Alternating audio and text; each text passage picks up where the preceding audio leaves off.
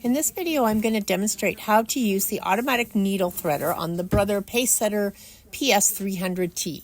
So I have threaded all the way down to the hook that's in front of the needle. I'm going to begin by selecting this little button here and pressing it down.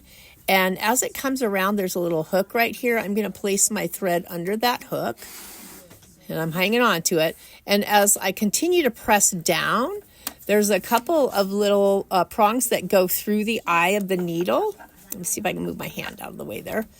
Through the eye of the needle, you can kind of feel, if you kind of go up and down with your thread, you can feel that there's a little hook in there. Once you've got it on the hook, you can continue to pull through, and there'll be a little tail at the back end there. A little loop, and you can pull that through. And then on the side of the machine, right over here, is a cutter that you can cut your thread off with. So then your thread, you don't have the longest piece of thread there. Okay, to repeat that, the thread is behind the hook in front of the needle here. You have, I'm going to see if I tilt it a little bit. Nope, that can't see it any better that way. How about that way? There's this right here is what we're going for. I've got the thread in my right hand. Sometimes it's helpful if you put the presser foot down, because then the tension engages and so you can't keep pulling thread out. And then push this down and catch the thread under that little hook right here.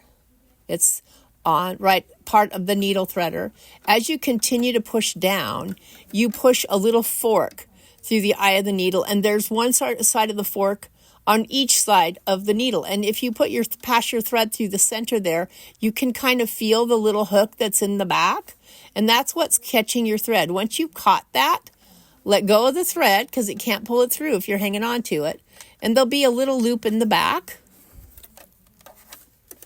And then on the side of the machine again, up here towards the top, you have a needle thread or a cutter, so you can cut your thread off.